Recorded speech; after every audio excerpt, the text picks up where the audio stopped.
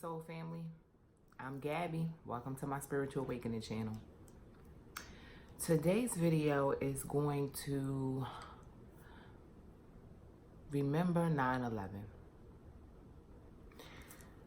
To be honest with you, when 9/11 happened, I was like in 10th grade.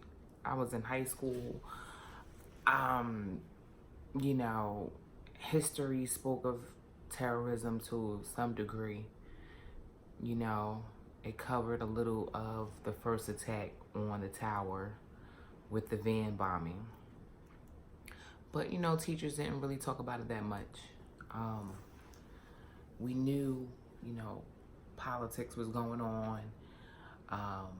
To be honest, it wasn't a real topic in my high school where I grew up.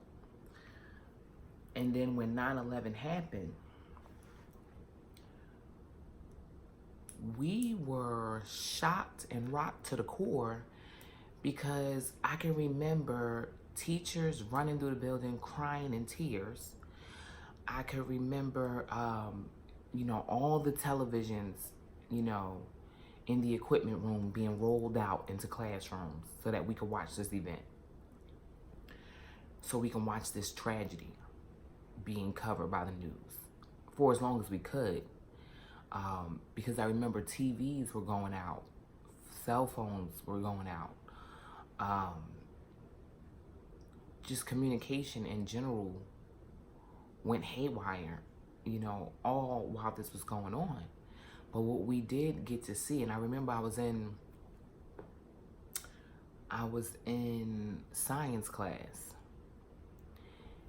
and my teacher had like tears in his eyes, and he was a foreigner. He was from, I think he was from Haiti or somewhere in the continent of Africa, one of those countries. He was from somewhere. And I remembered his phone just started blowing up. He ran out and got a TV from the hallway because like the principals, everybody was like rolling TVs out left and right. Brought the TV in the classroom. He said, listen, there's something tragic happening right now. There's actual, right across the bridge from us in New York, there's a terroristic threat happening right now. And people are dying. And we're going to watch this as a class. We're going to see what's going on and what we need to do. And when he said what we need to do, I remember my heart dropped. Like, what the hell? What you mean what we need to do? You know? And I didn't understand it until I started seeing people jumping from this building that had been hit by this plane, plunging to their death, choosing, I'm not gonna die in the fire. I would much rather jump off this building and end it quickly. Could you imagine the mindset of those people who woke up and said, I'm gonna go to work today, and you know, I'm gonna get my cup of coffee and my breakfast, and I'm gonna go to my office,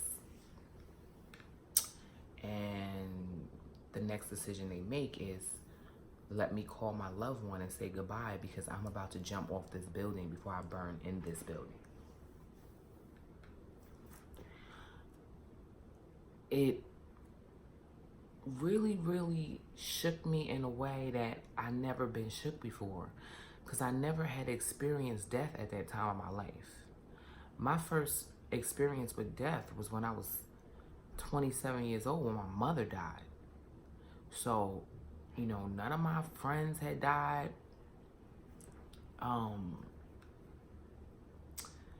You know, none of my family members had died.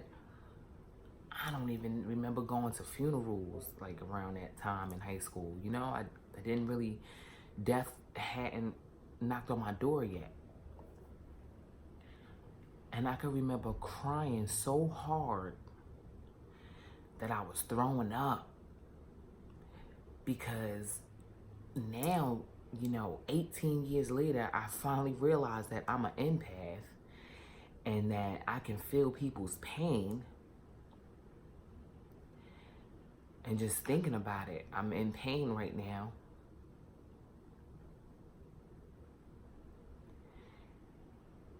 I didn't know at that young age, me being an empath, I could even remember the sensation of my flesh just feeling hot. And my stomach just flipping with fear. As if I was there, as if I'm fighting for my life. I couldn't eat for days, I couldn't sleep. People who I went to school with had relatives who had parents, cousins, people they immediately were connected to who worked in New York, worked in the towers. And I can remember when school closed, of course we closed early, we closed at like 10 o'clock. I can remember walking out of the building and looking up into the sky, and this dark, dark cloud of ashes was hovering over us, dropping over us in the sky. Because we can go at the top, the third floor of our school building, or even if we went up to the roof, we can see the towers. We're right across from New York and Jersey City. So the fear that I felt that day, I had never experienced. I had never been through anything tragic outside of, regular poverty, growing up poor. But those were my adversities at the time. So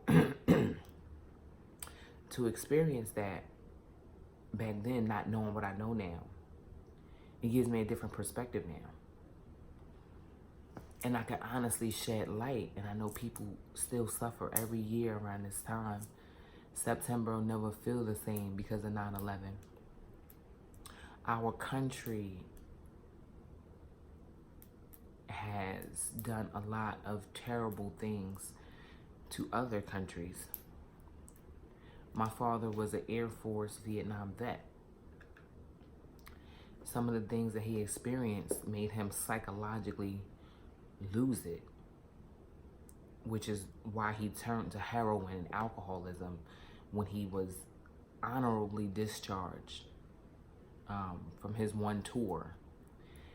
Some of the things that they instructed him to do was inhumane, and if he didn't do it, he would be dishonorably discharged, possibly thrown in jail.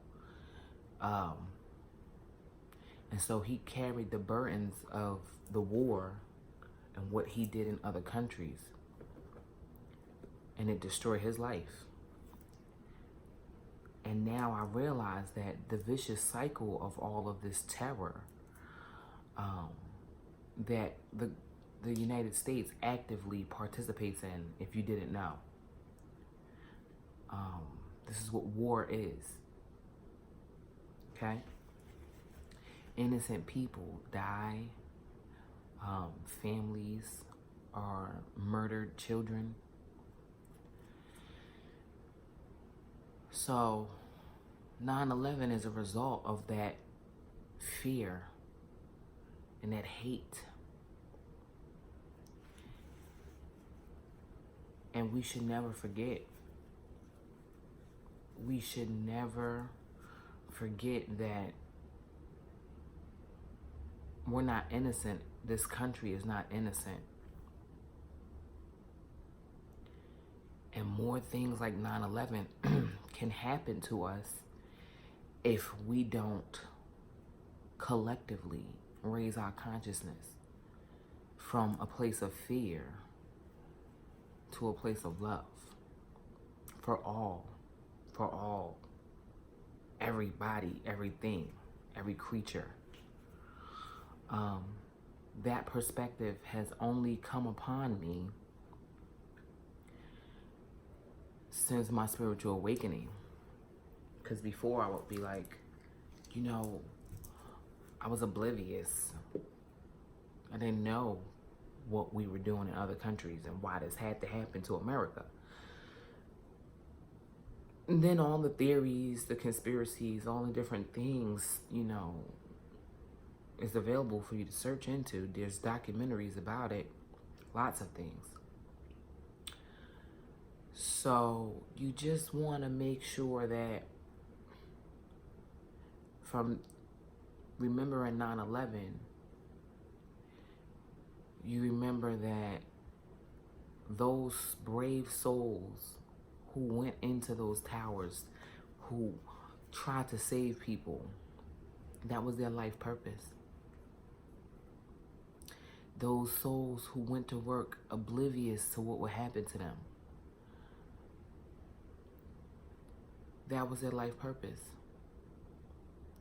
They sacrificed their lives to raise the awareness and the collective, to allow us to mourn them and grieve them and want answers and dig deeper and find answers and be mortified and to change. Their purpose was to be great people, to be family, to be friends, to serve us. And the most amazing thing that they did was they gave their lives so that we could learn to be better as a people, as a country.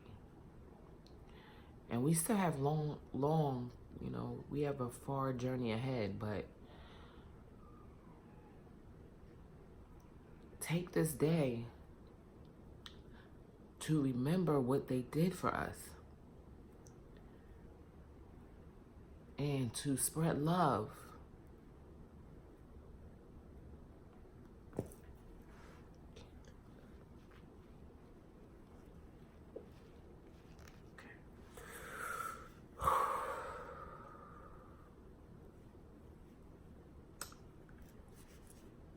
Every year I learn something new about 9/11 and just human behavior. We got a long way to go. We do. But I feel like if you take this point, you know, today, remember, when we say remember, we don't mean just remember where you were when it happened. Watch the documentaries. Watch the footage of what happened. And then take that pain that you feel and vow to be different. Vow to do something in your life that will display love and peace.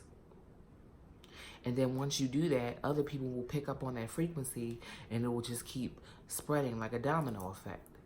And you can change the world by changing yourself first. And that is why those people died. They were the first volunteers of America. Because that's our you know, greatest tragedy, at least at my time. And we should honor them. We should do better. The peace and the balance and the harmony starts from within. Instead of arguing with your neighbor and fighting with people in your family and going to work with a chip on your shoulder and being a bitch, it's not worth it in the grand scheme of things. So take today and say, you know what? Those good people, you know, they did an ultimate thing. And even if they didn't consciously or, you know, obviously didn't know that they were going to die, even the brave firefighters and the policemen and the volunteers and the paramedics, everybody of service, the ones that didn't recover or who have lifelong psychological trauma from this event. They are the volunteers. They sacrificed to raise the collective consciousness. So usually on 9/11, I think more about where I was in high school and the pain that I felt. And I felt it as if somebody I knew died. Because I had never experienced death. To me, they were human, so I knew them. We're all connected.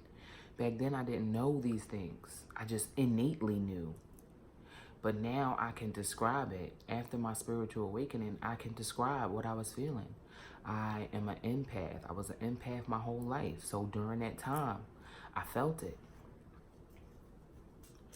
And, you know, it's necessary for us to always come back to this point and realize what we need to be doing and what we don't need to be doing. Okay? I just wanted to share my memories and my thoughts on 9/11 on this special day, and let us send love and light to those who passed over. Some of them have probably already reincarnated. I bet you those firefighters and those police officers who gave their lives and sacrificed themselves to save others, yeah, they reincarnated. They're of service today somewhere, for sure. Because that's their path. That's what they're here to do. So take comfort in knowing that they're not all gone. And they're guardian angels. They're watching over us. Okay? In love and light, you guys have a wonderful day. Please like, share, subscribe. Later.